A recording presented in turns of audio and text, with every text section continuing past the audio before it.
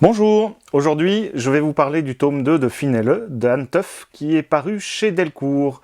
Alors il y a 2 ans, Anne Teuf nous avait proposé le premier tome des mémoires de Finelle, inspiré par les mémoires de sa grand-mère. Anne Teuf avait démarré sa publication de Finelle sur son blog, et Delcourt a été charmé par l'histoire, et a donc décidé de le publier en album. C'est comme ça qu'aujourd'hui nous avons ces 2 albums. Le premier tome se déroulait pendant les 4 années de la Grande Guerre. Le second donc nous amène en 1920, donc la guerre est terminée, mais l'Alsace est à reconstruire. L'album parle également des difficultés de cette population alsacienne qui s'est retrouvée tour à tour allemande et puis tout d'un coup française.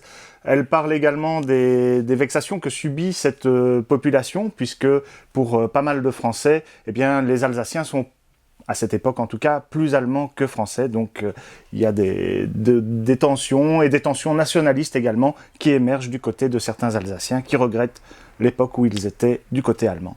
Donc Finelle et sa famille retournent dans leur village qui a été totalement détruit, et il faut tout reconstruire, à commencer par leur maison. Cela va être une succession de privations, de vexations et de reconstruction. Donc la famille de Finelle qui a grandi et qui maintenant a 14 ans, la famille donc marquée par la guerre, que ça soit le père, le frère de Finelle elle-même bien sûr, et donc Finelle, à travers tout ça, sur les quelques années que raconte cet ouvrage, va donc devoir s'affirmer, prendre sa place dans cette famille.